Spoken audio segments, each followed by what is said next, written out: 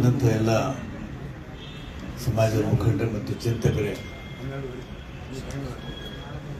ಈ ತಾನೇ ಸವಿಸ್ತಾರವಾಗಿ ಪೂಜ್ಯ ಗುರುಗಳಾದಂಥ ಗದಿಗಿನ ಸಿದ್ದರಾಮ ಸ್ವಾಮೀಜಿಯವರು ಮಾತಾಡಿದ್ದಾರೆ ಮತ್ತು ಪಟ್ಟದೇವರು ಕೂಡ ಮಾತಾಡಿದ್ದಾರೆ. ವಿಸ್ತೃತವಾಗಿ ಅದರ ಯೋಜನೆಯನ್ನು ಗುರು ಚನ್ನಬಸಪ್ಪನವರು ಮಾಡಿದ್ದಾರೆ. ಅದಕ್ಕೆ ನಮ್ಮ ಸಂಪೂರ್ಣವಾದ ಬೆಂಬಲ ಇದೆ, ಸಹಮತ ಇದೆ. ತಾವು ಹೇಳಿದಂಥ ನಿಟ್ಟಿನಲ್ಲಿ ನಾವು ಮುಂದೆ ಸಾಗೋಣ. ಮತ್ತು ಎಂ ಬಿ ಪಾಟೀಲರು ಮಾತನ್ನು ಕೂಡ ಇಲ್ಲಿ ಸ್ವಲ್ಪ ಗಮನದಲ್ಲಿಟ್ಕೊಂಡು, ಸರ್ಕಾರಕ್ಕೆ ಪ್ರಯಾರಿಟಿ ಚೆನ್ನಾಗಿ ಗೊತ್ತಿದೆ. ನಾನು ಕೂಡ ಬಜೆಟ್ ಮೀಟಿಂಗಲ್ಲಿ ಹೋಗ್ತಾ ಇದ್ದೀನಿ, ಕಷ್ಟ ಇದೆ. ಆದರೂ ನಾವು ಪ್ರಯತ್ನ ಪಡೋದು ಬೇಡ, ನಾವು ಮಾಡೋಣ. ಪ್ರಯತ್ನ ಪಟ್ಟರೆ ಸ್ವಲ್ಪ ನಮ್ಗೆ ಸಹಾಯ ಆಗ್ತದೆ. ಸಿದ್ದರಾಮಯ್ಯನವ್ರ ಬಗ್ಗೆ ನಾನು ಯಾರು ಹೊಗಳಮಂಟನಲ್ಲ. ಆದರೆ ಸಿದ್ದರಾಮಯ್ಯನವರು ಏನು ಸಮಾಜಕ್ಕೆ ಒಂದು ದೊಡ್ಡ ಕಾಣಿಕೆಯನ್ನು ಕೊಟ್ಟಿದ್ದಾರೆ. ಒಂದು ಬಸವಣ್ಣನ ಹುಟ್ಟುಹಬ್ಬದ ದಿವಸನೇ ಅವರು ಪ್ರಮಾಣವಚನ ಸ್ವೀಕಾರ ಮಾಡಿದರು. ಇಡೀ ನಮ್ಮ ಸರ್ಕಾರಿ ಕಚೇರಿಗಳಲ್ಲಿ ಬಸವಣ್ಣನ ಭಾವಚಿತ್ರ ಹಾಕೋದಕ್ಕೆ ಆದೇಶ ಮಾಡಿದರು. ಈಗ ಮತ್ತೆ ತಮ್ಮ ಬೇಡಿಕೆ ಮುಖಾಂತರ ಬಸವಣ್ಣನವರನ್ನ ಸಾಂಸ್ಕೃತಿಕ ನಾಯಕ ಅಂತ ಹೇಳಿ ಘೋಷಣೆ ಮಾಡಿದರು. ನಮ್ಮ ಬೇಡಿಕೆಯನ್ನು ಯಾವತ್ತೂ ಕೂಡ ಅವರು ತಿರಸ್ಕಾರ ಮಾಡಿಲ್ಲ ಮತ್ತು ದೂರಿಟ್ಟಿಲ್ಲ. ಆದರೆ ನನ್ನ ಒಂದು ಸಂಕಟ ಏನಂದ್ರೆ, ಅವ್ರ ತಕ್ಕಾಗಿ ನಮ್ಮ ಸಮಾಜ ಕೂಡ ನಡೆದಿಲ್ಲ. ಗದಿನ ಸಿದ್ದಲಿಂಗ ತೋಟದಾರ ಪೂಜ್ಯರ ಲಿಂಗೈಕ್ಯರಾದಾಗ ಒಂದು ನುಡಿನಮನ ಕಾರ್ಯಕ್ರಮ ಆಯಿತು. ನಾನು ಇದ್ದೆ, ಬಸವರಾಜ ಹೊರಟ್ಟಿದ್ದು, ಮುಖ್ಯಮಂತ್ರಿಗಳು ಬಂದಿದ್ರು. ಸ್ವಲ್ಪ ಬೇಸರ ಇದೆ.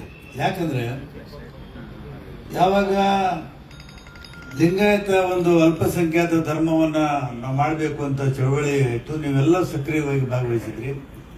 ಯಾವಾಗ ವೈಚಾರಿಕ ಯುದ್ಧ ಶುರು ಆಯಿತು, ಆ ಹೊತ್ತಿನಲ್ಲಿ ತಾವು ಯಾರು ಕೂಡ ಮಠ ಬಿಟ್ಟು ಹೊರಗೆ ಬರಲಿಲ್ಲ. ನಮ್ಮ ವಿರೋಧಿಗಳು ಬಹಿರಂಗವಾಗಿ ಹೊರಗೆ ಬಂದರು, ಅದಕ್ಕೆ ವಿರೋಧ ಮಾಡಿದ್ರು, ಅನೇಕರಿಗೆ ತೊಂದರೆ ಆಯಿತು. ಇವತ್ತು ದೊಡ್ಡ ಲೋಪ ಆಯಿತು. ಹಾಗಾಗಿ ಇವತ್ತು ಅವರಿಗೊಂದು ಸ್ವಲ್ಪ ಮನಸ್ಸಿನಲ್ಲಿ ನೋವಿದೆ, ಇದು ಈ ಥರ ಆದದ್ದಕ್ಕೆ. ಅದು ತಾವು ಕೂಡ ಗಮನದಲ್ಲಿ ಇಡಬೇಕು ಅಂತ ಭಾವಿಸ್ತೀನಿ. ನಾನು ಬಹುಶಃ ನಾನು ಸ್ವಲ್ಪ ಸುತ್ತಾಡ್ತೀನಿ ಇಡೀ ದೇಶ ತುಂಬ. ನಾನು ಕಳೆದ ಉತ್ತರ ಪ್ರದೇಶದ ವಿಧಾನಸಭಾ ಚುನಾವಣೆಯಲ್ಲಿ ಒಂದು ಅತ್ಯಂತ ಗ್ರಾಮೀಣ ಭಾಗಕ್ಕೆ ಹೋದಾಗ ಅಲ್ಲಿ ಯಾವನೋ ಒಬ್ಬ ವೇದಿಕೆ ಮೇಲೆ ನಿಂತು ಅಣ್ಣ ಬಸವಣ್ಣನವರು ನಾಡ್ಲಿಂದ ಇವರು ಬಂದಿದ್ದಾರೆ ಅಂತೇಳಿ ಶುರು ಮಾಡ್ದ. ನನಗೆ ಆಶ್ಚರ್ಯ ಆಯಿತು.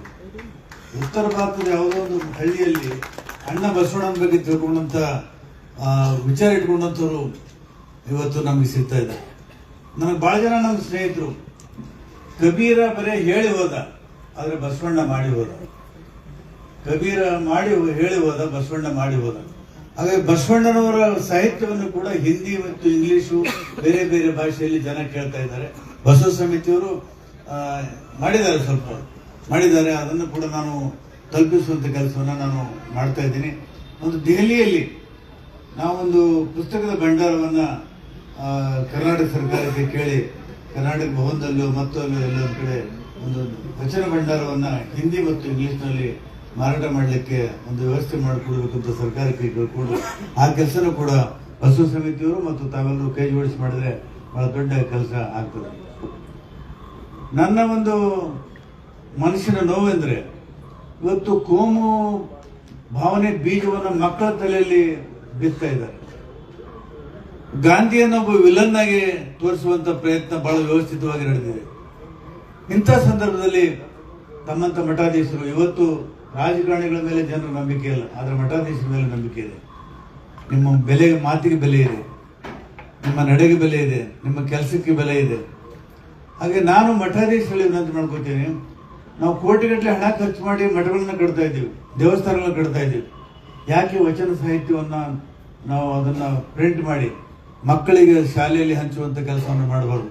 ಯಾಕಂದ್ರೆ ಸರ್ಕಾರ ಅವರು ಕೂಡ ಮಾಡಲಿ, ನಾವು ಕೂಡ ಮಾಡೋಣ. ಈ ಕೆಲಸ ನಮ್ದು ಕೂಡ. ಚುನಾವಣೆಯಲ್ಲಿ ಕೋಟಿಗಟ್ಟಲೆ ದುಡ್ಡು ಖರ್ಚು ಮಾಡಿ ಆಯ್ಕೆಯಾಗಿ ಬರ್ತೀವಿ, ಆದರೆ ನಾವು ಒಂದು ವಚನ ಸಾಹಿತ್ಯವನ್ನು ಪ್ರಿಂಟ್ ಮಾಡಿ ಮಕ್ಕಳ ಕೈಯಲ್ಲಿ ಕೊಡೋದೇನೋ ಅಸಾಧ್ಯ ಅಂತ ನಾವು ಅನಿಸೋದಿಲ್ಲ. ಆ ಕೆಲಸನೂ ಕೂಡ ನಾವು ಮಾಡಬೇಕಾಗ್ತದೆ. ಮತ್ತು ಕರ್ನಾಟಕದಲ್ಲಿ ಅತ್ಯಂತ ಜಾಸ್ತಿ ಜನಸಂಖ್ಯೆ ಉಳ್ಳುವಂಥ ಈ ಸಮಾಜದಲ್ಲಿ ನಮ್ಮಲ್ಲಿ ಅನೇಕ ಗಣ್ಯ ನಾಯಕರುಗಳು ಇದ್ದಾರೆ, ತಾವಿದ್ದೀರಿ. ಸರ್ಕಾರ ಒಂದು ಮಟ್ಟಕ್ಕೆ ಅವ್ರು ಮಾಡಲಿ, ಸರ್ಕಾರ ಜೊತೆಗೆ ನಾವೇನು ಕೈ ಜೋಡಿಸಿ ನಾವು ಎಷ್ಟು ಮಾಡೋಕ್ಕೆ ಸಾಧ್ಯ ಇದೆ ನಾವು ಕೂಡ ಪ್ರಯತ್ನ ಮಾಡಬೇಕಾಗ್ತದೆ. ಯಾಕಂದ್ರೆ ಮೊನ್ನೆ ನಾನು ದೆಹಲಿಯಲ್ಲಿ ಒಂದು ನಾಟಕೋತ್ಸವಕ್ಕೆ ಹೋದಾಗ ಅಲ್ಲಿ ದೆಹಲಿ ಕರ್ನಾಟಕ ಸಂಘದವರು ಹೇಳಿದ್ರು 10 ಕೋಟಿ ರೂಪಾಯಿ ನಾವು ಗ್ರ್ಯಾಂಟ್ ಕೊಡ್ತೀವಿ, ಇನ್ನೂ 10 ಕೋಟಿ ರೂಪಾಯಿ ಸರ್ಕಾರ ಕೊಟ್ಟು ಕಾಂಪಿಟೇಟಿವ್ ಎಕ್ಸಾಮಿನೇಷನ್ ಕೊಡುವಂತ ಮಕ್ಕಳಿಗೆ ಓದಲಿಕ್ಕೆ ಮತ್ತು ಅಧ್ಯಯನ ಮಾಡೋಕ್ಕೆ ಒಂದು ಅವಕಾಶ ಮಾಡಿಕೊಡ್ಬೇಕು ಅಂತ ಒಂದು ಒಳ್ಳೆ ಮಾತನ್ನು ಹೇಳಿದ್ರು. 10 ಕೋಟಿ ರೂಪಾಯಿ ಅವರು ಕೊಡಬೇಕಾದ್ರೆ ನಮ್ಮಲ್ಲಿ ಮಠಗಳು ಕೂಡ ಶಕ್ತಿ ಇದೆ. ಇವತ್ತು ನಿಮ್ಮ ದೊಡ್ಡ ಆಸ್ತಿ ಅಂತಂದ್ರೆ ಭಕ್ತರು. ಇವತ್ತು ತಾವು ಕೇಳಿದ್ರೆ ಭಕ್ತರು ಯಾರು ಕೂಡ ಇಲ್ಲ ಅನ್ನೋದಿಲ್ಲ, ಅಷ್ಟು ಬಸವಣ್ಣನ ಬಗ್ಗೆ ನಿಮ್ಮ ಬಗ್ಗೆ ಗೌರವ ಇದೆ, ಪ್ರೀತಿ ಇದೆ. ಅದಕ್ಕೆ ದಯಮಾಡಿ ಮುಖ್ಯಮಂತ್ರಿಗಳ ಹತ್ರ ಹೋಗೋಕ್ಕಿಂತ ಮುಂಚೆ ಅವರ ಮನಸ್ಸಿನ ನೋವನ್ನು ಕೂಡ ತಮ್ಮ ಎದುರುಗಡೆ ನಾನು ವ್ಯಕ್ತಪಡಿಸಿ, ಇನ್ನು ಮುಂದೆ ಇದೊಂದು ವೈಚಾರಿಕ ಚಳವಳಿ, ಇದು ರಾಜಕೀಯ ಅಲ್ಲ, ಮತ್ತೊಂದಲ್ಲ, ಇದೊಂದು ವೈಚಾರಿಕ ಚಳವಳಿ. ಈ ವೈಚಾರಿಕ ಚಳವಳಿಯನ್ನು ಬಲಿಷ್ಠಗೊಳಿಸಿದ್ರೆ ಮಾತ್ರ ಬಸವಣ್ಣನ ಕೀರ್ತಿ ಜಾಗತಿಕ ಮಟ್ಟದಲ್ಲಿ ತಗೊಂಡು ಹೋಗಲಾಗ್ತದೆ. ಮತ್ತು ನಮ್ಮ ಅನೇಕ ಜನ ವೀರಶೈವ ಲಿಂಗಾಯತ ಧರ್ಮದ ಮಕ್ಕಳು ಇಲ್ಲಿ ಓದಿ ವಿದೇಶದಲ್ಲಿ ಅವರು ಕೆಲಸ ಮಾಡ್ತಾ ಇದ್ದಾರೆ. ಅವರು ಇಂಥ ಕೆಲಸಕ್ಕೆ ಬಹಳ ಮುಕ್ತವಾದಂಥ ದೇಣಿಗೆಯನ್ನು ಕೊಡಲಿಕ್ಕೆ ಅವರು ತಯಾರಾಗಿದ್ದಾರೆ. ಯಾಕಂದ್ರೆ ಅವರು ತಮ್ಮ ಅಸ್ತಿತ್ವ ಉಳಿಸಬೇಕು, ಇದು ಸಮಾಜದಲ್ಲಿ ಏನೋ ಒಂದು ಆಗ್ಬೇಕು ಅನ್ನುವಂಥ ಉದ್ದೇಶದಿಂದ ಅವರು ಕೂಡ ದೇಣಿಗೆ ಕೊಡಕ್ಕೆ ತಯಾರಾಗಿದ್ದಾರೆ. ನಾವು ವಿದೇಶಕ್ಕೆ ಹೋದಾಗ ಅಲ್ಲಿ ಹೇಳ್ತಾರೆ, ನಾವೇನಾದ್ರೂ ಮಾಡಿ ನಾವು ನಮ್ಮ ಕೈಲಿಂದ ಕೂಡ ಏನು ಸಾಧ್ಯ ಇದೆ ಸಹಾಯ ಮಾಡ್ತೀವಿ ಅನ್ನೋಂಥ ಮಾತನ್ನು ಕೂಡ ವಿದೇಶದಲ್ಲಿ ನಮ್ಮ ಹುಡುಗರು ಕೂಡ ಹೇಳ್ತಾ ಇದ್ದಾರೆ.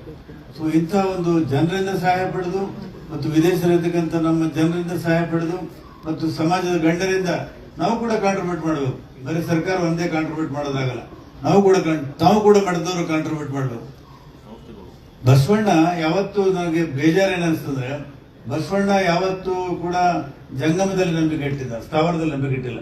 ಆದ್ರೆ ಇವತ್ತು ದೇವಸ್ಥಾನಗಳು ಮತ್ತು ಮಠಗಳು ಕಟ್ಟುವಂತ ನೋಡಿದ್ರೆ ಗಾಬರಿ ಆಗ್ತಾ ಇದೆ. ಕೋಟಿಗಟ್ಟಲೆ ಹಣ ಖರ್ಚಾಗ್ತದೆ, ಆದ್ರೆ ನಮ್ಮ ಮಕ್ಕಳಿಗೆ ಓದಲಿಕ್ಕೆ ಅವ್ರಿಗೆ ಅನುಕೂಲ ಮಾಡಿಕೊಡೋಕೆ ನಮ್ಗೆ ಸಾಧ್ಯ ಆಗ್ತಾ ಇಲ್ಲ. ಕರ್ನಾಟಕದಲ್ಲಿ ಸರ್ಕಾರ ಮಾಡೋದಕ್ಕಿಂತ ಅತಿ ಹೆಚ್ಚು ಕೆಲಸ ಮಠಗಳು ಮಾಡಿದಾವೆ. ಮಕ್ಕಳಿಗೆ ವಿದ್ಯಾಭ್ಯಾಸ ಕೊಡೋದಾಗ್ಲಿ, ದಾಸೋಹ ನಡೆಸೋದಾಗ್ಲಿ, ಮತ್ತೊಂದು ಅದು ಇನ್ನೂ ಹೆಚ್ಚಿಗೆ ಮಾಡಲಿಕ್ಕೆ ಕೂಡ ಸಾಧ್ಯತೆ ಇದೆ. ಆ ಸಾಧ್ಯತೆಯನ್ನು ನಾವು ಪರಿಗಣಿಸಬೇಕಾಗ್ತದೆ. ಇವತ್ತೇನು ತಾವು ಪ್ರಸ್ತಾವನೆಯಲ್ಲಿ ಇಟ್ಟಿದ್ದೀರಿ, ಆ ಪ್ರಸ್ತಾವನೆಗೆ ಬಹುತೇಕ ನಮ್ಮೆಲ್ಲರ ಬೆಂಬಲವಿದೆ, ಒಪ್ಪಿಗೆ ಇದೆ. ಆದರೆ ಮುಖ್ಯಮಂತ್ರಿಗಳಿಗೆ ಮುಂದೆ ಬರ್ತಕ್ಕಂಥ ದಿನಗಳಲ್ಲಿ ಅವರು ಬಸವಣ್ಣನ ಕಟ್ಟ ಅನುಯಾಯಿಗಳು ಮತ್ತು ಸಮಾಜವಾದಿ ಚಳವಳಿಯಿಂದ ಬಂದಂಥವ್ರು, ಅವರಿಗೆ ನೋವು ಗೊತ್ತಿದೆ, ಕಷ್ಟ ಗೊತ್ತಿದೆ ಮತ್ತು ನಮ್ಮ ಜನರ ಮನಸ್ಸು ಗೊತ್ತಿದೆ. ಅಂಥವ್ರಿಗೆ ನಿರಾಶೆ ತರುವುದು ಬೇಡ.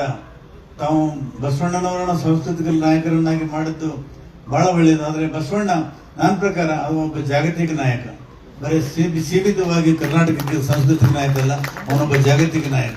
ಲೋಕವೇ ನನ್ನ ಮನೆ, ಮಾನವೇ ಕುಲವೇ ನನ್ನ ಕುಟುಂಬ ಅಂತ ಹೇಳಿದ್ಮೇಲೆ ಅವನ ಸೀಮೆ ಬಹಳ ವಿಸ್ತಾರವಾಗಿದೆ ಅವನು.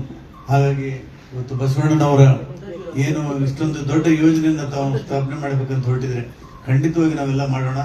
ಮತ್ತು ನಮ್ಮ ಕಡೆಯಿಂದ ಕೂಡ ಏನೇನು ಕಾಂಟ್ರಿಬ್ಯೂಷನ್ ಕೊಡಕ್ಕೆ ಸಾಧ್ಯ ಇದೆ, ಭಕ್ತರಿಂದ ತಾವೇನಾದ್ರು ದೇಣಿಗೆ ಕೊಡಕ್ಕೆ ಸಾಧ್ಯ ಇದೆ, ದೇಶ ವಿದೇಶದಲ್ಲಿರ್ತಕ್ಕಂಥವರಿಂದ ಏನಾದ್ರು ದೇಣಿಗೆ ಕೊಡಕ್ಕೆ ಸಾಧ್ಯ ಇದೆ, ಇದೆಲ್ಲ ಒಗ್ಗೂಡಿಸಿ ನಾವು ಪ್ರಯತ್ನ ಪಡೋಣ. ಖಂಡಿತವಾಗಿಯೂ ನನಗೆ ನಂಬಿಕೆ ಇದೆ, ಬರುವ 4 ವರ್ಷದಲ್ಲಿ ಈ ಯೋಜನೆ ಒಂದು ಫಲ ನಮಗೆ ಖಂಡಿತವಾಗಿ ಸಿಗ್ತದೆ, ಒಂದು ಭವ್ಯವಾದ ಕೆಲಸ ಆಗ್ತದೆ. ನಮ್ಮ ಆಶೀರ್ವಾದ ಯಾವತ್ತೂ ಇರಲಿ ಅಂತ ಹೇಳಿ ನಾನು ಎಲ್ಲರಿಗೂ ಒಂದಿನ ಮಾಡ್ಬೋದು.